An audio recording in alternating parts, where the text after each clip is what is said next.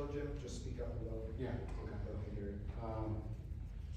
So we have a couple of speakers with the factual information that are gonna follow me, but, we wanted to, just read, I'm gonna read the asks of the resolution. Complete end-to-end audit of the New York State 2022 general election for both paper and electronic records, including ballots, by a mutually agreed upon external third-party bonded auditing firm possessed of adequate insurance and indemnification for the handling and protection of the personal identities information of millions of New York citizens. In order to determine the true error rate, this audit will provide a comprehensive report and analysis of all lapses and errors with explanation of cause where it can be determined. 2, the enactment of legislation defining a mutually agreed upon process by which an end-to-end audit would be triggered in any future election. The enactment of legislation defining a mutually agreed upon accuracy rate for New York State voter and county votes, voter roll databases. Number 4, the enactment of legislation allowing for anonymous vote verification and tracking by the voter, open source, royalty-free, patent pending, including automatic mechanisms to report and remedy errors during the canvass period following an election, regardless of ballot entry source. 5, criminalize election misconduct, explicitly with regard to state election law, increase penalties to reflect the societal and generational harms inflicted by these crimes.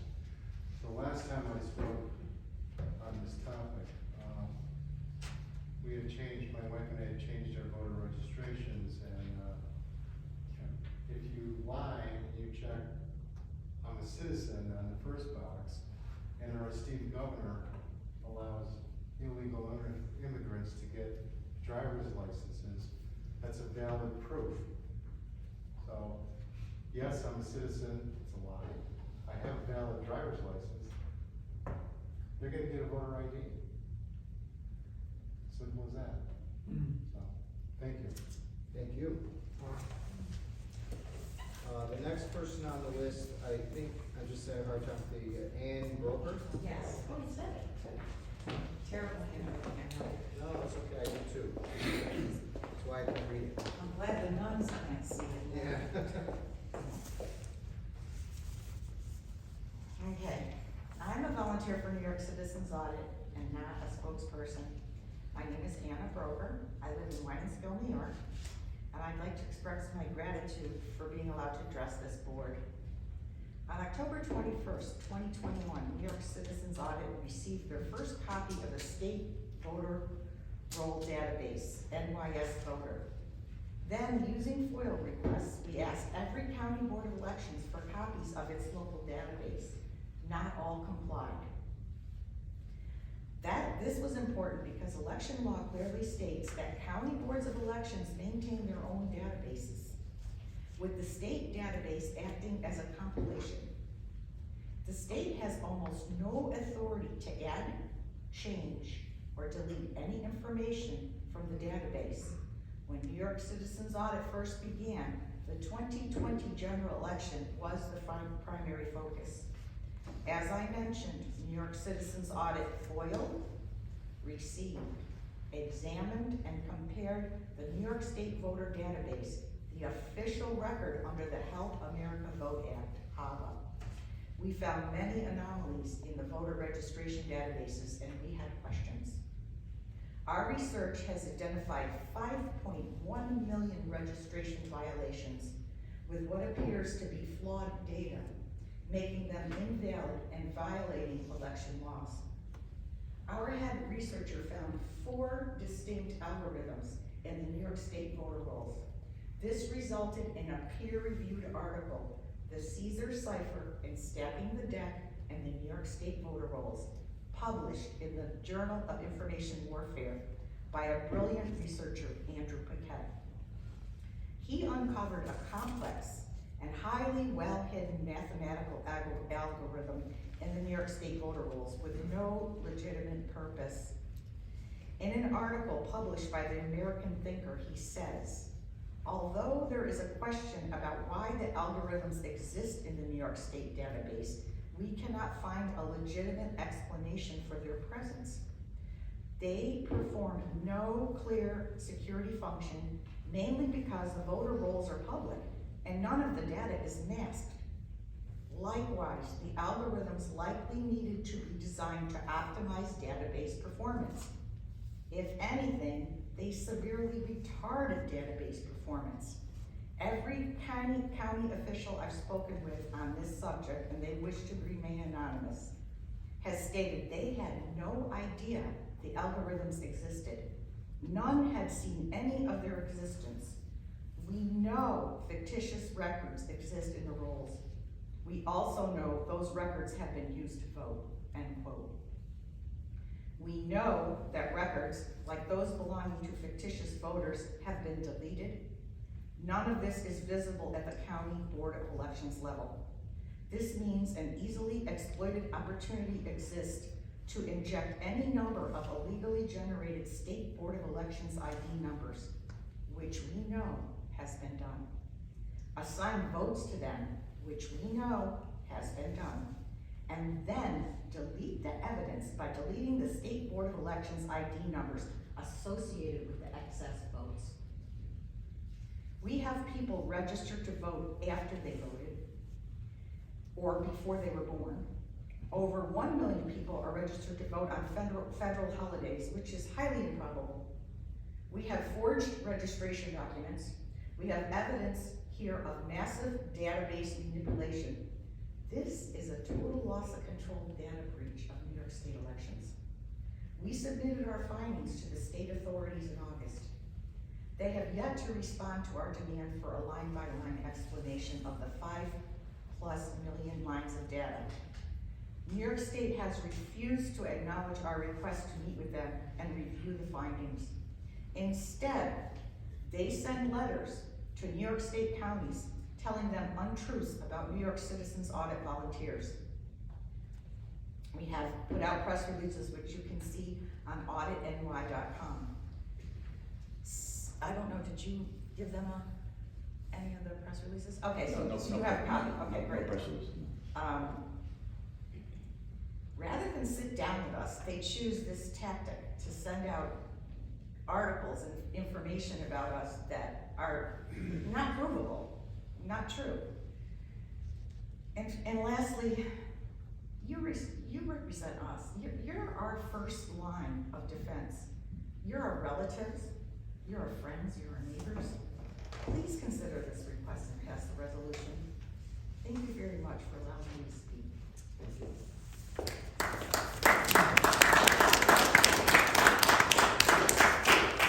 The next speaker is Kevin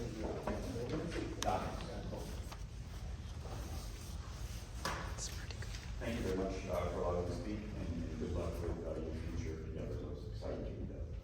And thank you all for serving on the board. I know that that's tireless. I've been here a few times, spoken here a couple times, and been to a few different board meetings. I live at 17th Thoroughfare Clifton Park, by the way. And you guys do a great job with the board and communication. It's good to see. I'm also not a spokesperson for New York Citizens Audit. I'm a volunteer. So why are we here and why now? Well, we've brought this information, as Anna said, to every single law enforcement agency in the state. Everyone you can think of. Board of Elections, the Secretary of State, the Attorney General, the New York State highest levels of the State Troopers Investigation Unit, Inspector General, everybody, and town boards. We've passed this resolution and coming up on 60 town boards across the state. And basically those folks are just blowing us off and doing nothing. Yes, as Anna said, they are sending letters, which I'm going to partly read here in a second, but they don't meet with us. They choose no transparency. They choose not to meet with us and sit down and go through the information. They don't answer our requests when we send them all of the research reports that we have and what we find. There's no transparency, there's no likelihood of any transparency unless we hold them accountable. So we come to town boards, give them this resolution, which Jim read the portions of the asks. The beginning part of that resolution is all the information much of the data that you have, that we found over the 10,000 hours of investigation we've done, our group has done, and our researchers, PhD level researchers, data science people. We're not some fly-by-night organization. We spent a lot of time on this, and we're happy to back this up and sit down with anybody and talk about it. So that's why we're here. If you pass this resolution, it'd be the 4th town in Schenectady County to pass it. We begin to then put pressure on the county legislature to pass it. And then we put pressure on the state legislature. Oh, by the way, we presented to the election law committee of the combined state Senate and Assembly legislative law committee on May 1st, giving them all the information and data. So that we begin to put pressure on them to maybe actually do something. Now, what are we actually asking for? An audit. Audit.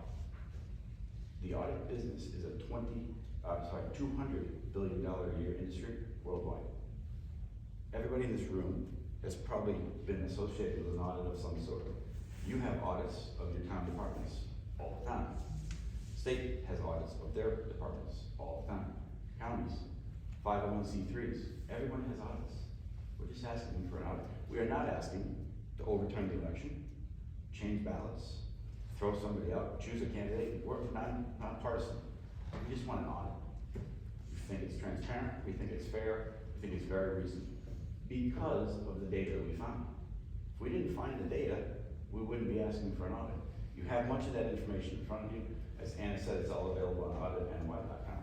So you can find all the information you want. So that's why we're here, and that's why we'd like you to step up and be one of the other towns that passes this resolution.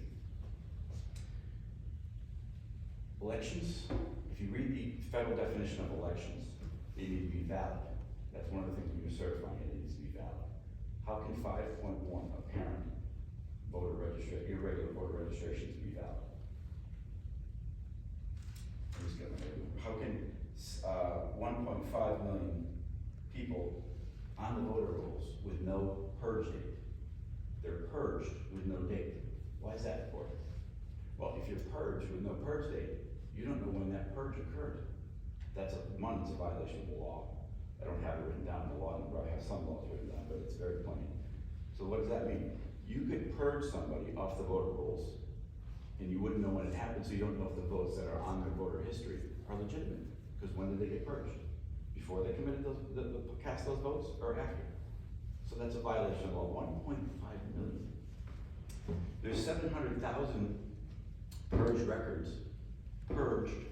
It's very hard to purge a voter, but there's 700,000 of them that were purged, and they were never active. How can you be a purged voter but never be active? Why would somebody register to be purged? That doesn't happen. It's not sensible. It's common sense stuff we're talking about. These are the numbers we've uncovered. We just want the transparency. We'd like the audit. We'd like to see what the answer is to some of those. I know this puts you in a tough spot. I know this is not a popular subject, election information. I know, I understand that. We've been all over the state. Matter of fact, it's in multiple states.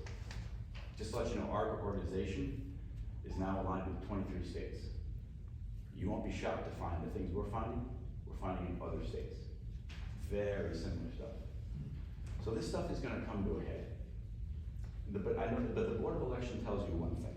So just one example of the things we found. We found you have a state Board of ID number. Everybody has one state Board of ID number. It's like a Social Security number. That's basically what it means, right? Very simple, you get one. Do any of you have 2 Social Security numbers? No, nobody does.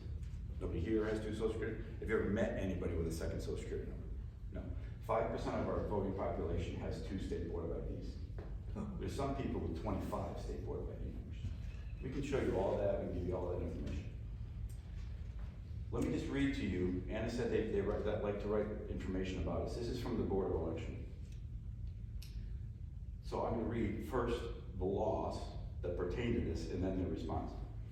New York State Code 62-17-1B. New York State voters shall maintain one record for each voter, including the statewide unique identifier. That's the state Board of ID number. New York State 62-17-5. New York State voters shall assign a unique identifier to every voter that will remain with that voter for their voting life. 614-4. There shall be one official record of the registration of each voter. Such record shall be maintained in an interactive, statewide, computerized voter registration list. Such statewide voter registration list shall constitute the official list of voters for the state of New York. Here's what the Board of Election wrote to what we found with all these duplicate numbers. Although the state database is designed to have a single voter ID follow a voter as they move from county to county, it is possible for multiple reasons that a voter may have multiple records with different state IDs. He just admitted violation of the law multiple times. It's not possible. The law is not designed for that. That is the law. They are not following the law, they will be held accountable. Question is, what boards, town boards across the state are gonna help that happen? We hope you guys are one of them.